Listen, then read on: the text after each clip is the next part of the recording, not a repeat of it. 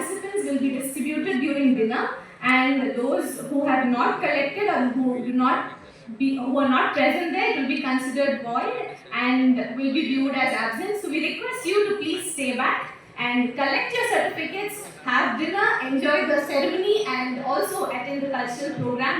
Thank you, dear panel members. We had a very Bharat ಸರ್ಕಾರವು 4ನೇ March 1966ರಲ್ಲಿ ರಾಷ್ಟ್ರೀಯ ಸುರಕ್ಷತಾ ಪರಿಷತ್ತನ್ನು ಸ್ಥಾಪನೆ ಮಾಡಿದಂಥ ದಿನವನ್ನು ಪ್ರತಿ ವರ್ಷ ಕೂಡ 1972ರಿಂದ ರಾಷ್ಟ್ರೀಯ ಸುರಕ್ಷತಾ ದಿನಾಚರಣೆಯಾಗಿ ಆಚರಿಸ್ತಾ ಬರ್ತಾ ಇದ್ದೇವೆ.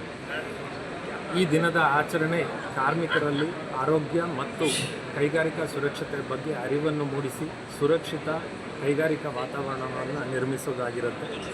ಇದರಲ್ಲಿ ಕಾರ್ಮಿಕ ಇಲಾಖೆಯ ಅಡಿಯಲ್ಲಿ ಕಾರ್ಯನಿರ್ವಹಿಸುತ್ತಿರುವಂಥ ಕಾರ್ಖಾನೆಗಳು, ಬಾಯ್ಲರ್ಗಳು, ಕೈಗಾರಿಕಾ ಸುರಕ್ಷತೆ ಮತ್ತು ಸ್ವಾಸ್ಥ್ಯ ಇಲಾಖೆಯು ಪ್ರತಿ ವರ್ಷ ಕೂಡ ಕೈಗಾರಿಕೆಗಳಲ್ಲಿ ಉತ್ತಮ ಸುರಕ್ಷತಾ ಕ್ರಮವನ್ನು ಅನುಸರಿಸುತ್ತಿರುವ ಕಾರ್ಖಾನೆಗಳನ್ನು ವಿವಿಧ ವಿಭಾಗಗಳಲ್ಲಿ ಗುರುತಿಸಿ ಹಾಗೂ ಉತ್ತಮ ಕಾರ್ಯನಿರ್ವಹಣೆ ನಡೆಸುತ್ತಿರುವಂಥ ಬಾಯ್ಲರ್ಗಳನ್ನು ಕೂಡ ಗುರುತಿಸಿ ಅವರಿಗೆ ಸುರಕ್ಷತಾ ಪ್ರಶಸ್ತಿಯನ್ನು ನೀಡುತ್ತಾ ಬಂದಿದ್ದೇವೆ.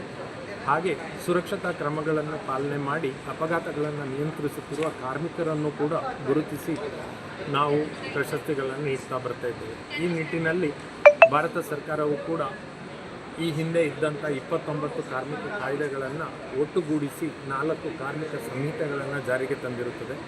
ಈ ಕಾರ್ಮಿಕ ಸಂಹಿತೆಗಳ ಕುರಿತು ಸಮಗ್ರ ಮಾಹಿತಿಯನ್ನು ಭಾಗಿದಾರರಿಗೆ ನೀಡಿ ಅನುಸರಣೆಯನ್ನು ಪಡೆಯುವ ನಿಟ್ಟಿನಲ್ಲಿ ಹಾಗೂ ಅದನ್ನು ಪಾಲಿಸುವ ಹಾಗೂ ಅದರಲ್ಲಿ ಇರುವಂತಹ ಅತ್ಯಾಧುನಿಕ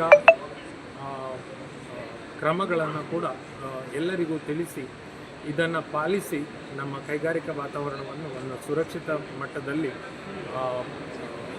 ನಡೆಸ್ಕೊಂಡು ಹೋಗಬೇಕು ಅಂತ ಹೇಳಿ ಎಲ್ಲ ಭಾಗಿದಾರರನ್ನು ಕೇಳ್ಕೊಳ್ತೇನೆ. ಹಾಗೆ ರಾಜ್ಯದಲ್ಲಿಯೂ ಕೂಡ ಅಪಘಾತ ಮುಕ್ತ ಕೈಗಾರಿಕಾ ವಾತಾವರಣವನ್ನು ನಿರ್ಮಿಸುವಲ್ಲಿ ಎಲ್ಲ ಭಾಗಿದಾರರು, ಆಡಳಿತ ವರ್ಗದವರು, ಕಾರ್ಮಿಕರು, ಕಾರ್ಮಿಕ ಮುಖಂಡರು ಹಾಗೂ ಎಲ್ಲ ಸರ್ಕಾರದ ಅಧಿಕಾರಿಗಳು ಕೂಡ ಕೈ ಜೋಡಿಸಬೇಕು ಅಂತ ಈ ಕೇಳ್ತೇನೆ.